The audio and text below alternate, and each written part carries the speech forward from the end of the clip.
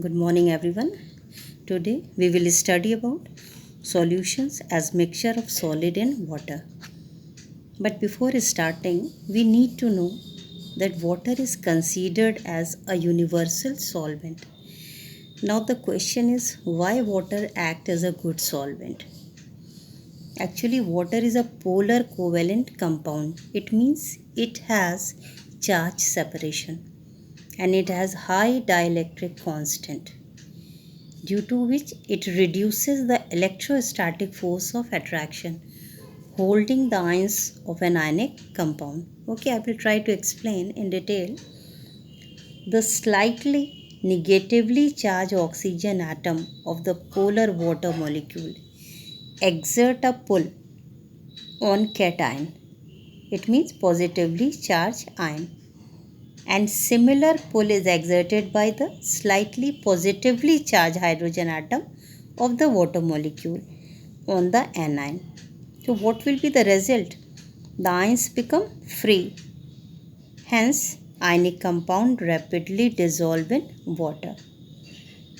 So water dissolve many inorganic substances, some organic compounds and a large number of gases. Because of this only water is called as a universal solvent. Okay, so now we will come to the main topic, that is solution as a mixture of solid and water. So first point, we need to know what are solute, solvent and solution. Okay, definition first we should know. So what is a solute? Substance which dissolves or disappear in the solvent to form a solution is known as solute. And what is solvent? Liquid or any medium of dissolution which allows the solute to dissolve in it and form a homogeneous mixture is known as solvent. And what is solution? Solution is a homogeneous mixture of a solute in a solvent. So I will explain with the help of one example. Suppose when common salt is added to water and the mixture is stirred, common salt disappear and a homogeneous mixture of common salt in water is obtained. So in this case, common salt is what? Solute and water is solvent, and mixture of common salt and water is known as solution. Is it clear? Now you should know what are the characteristics of true solution. True solution is always homogeneous in nature, transparent and homogeneous in nature. Okay, and size of the particle is very small, 10 to power minus 10 meter, and they are not visible. And components of mixture cannot be separated by simple filtration. Why? Because particles are very small, they will pass through the pores of the filter paper. And solute particles are not settled down, but they will remain distributed in the solution. So these are certain characteristics of true solution. Colloidal and suspension we will not study, only we will study true solution. Okay, so this is clear. True solution always clear, transparent and homogeneous in nature.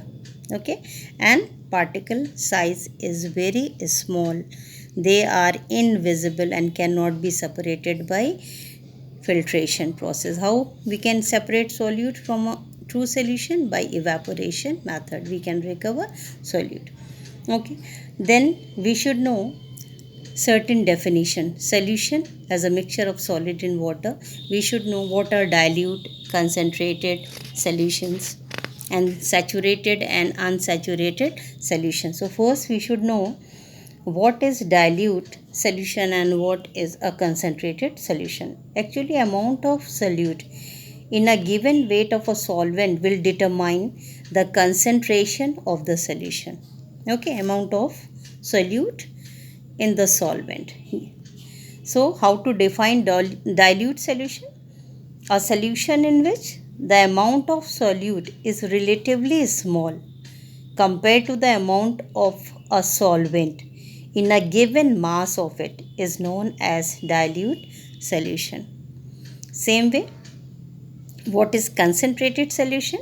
A solution in which the amount of solute is relatively large as compared to the amount of solvent in a given mass of it is known as concentrated solution.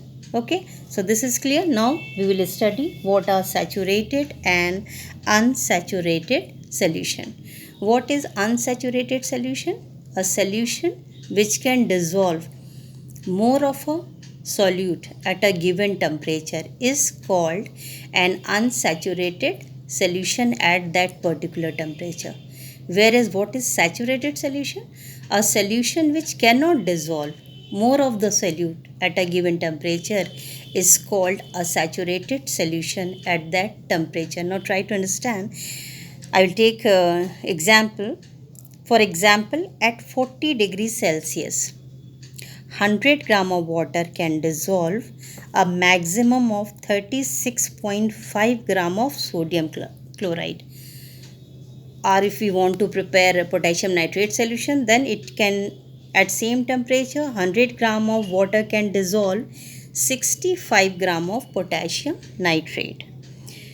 So any solution containing an amount less than 36.5 gram of sodium chloride in 100 gram of water at what temperature? 40 degrees Celsius will be known as unsaturated solution. Why?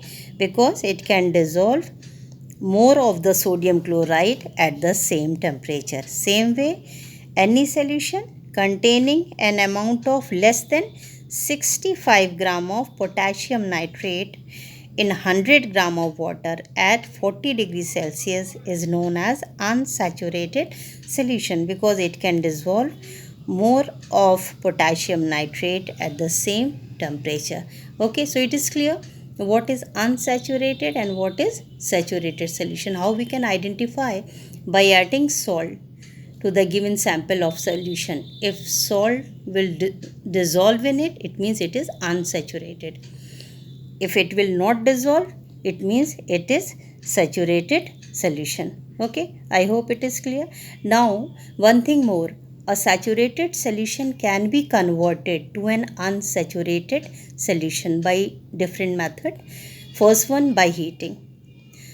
Because when we heat, solubility of solute will also increase in most of the cases. So, a saturated solution become unsaturated by heating. And second method, by adding more solvent to the saturated solution also we can convert saturated solution to unsaturated solution. Then one more definition, that is supersaturated solution. How it differ from a saturated solution? First, how to define a supersaturated solution? It is one which can hold more of the solute at a given temperature than that present in a saturated solution. Is it clear? What is supersaturated solution? It is one which can hold more of the solute at a given temperature than that is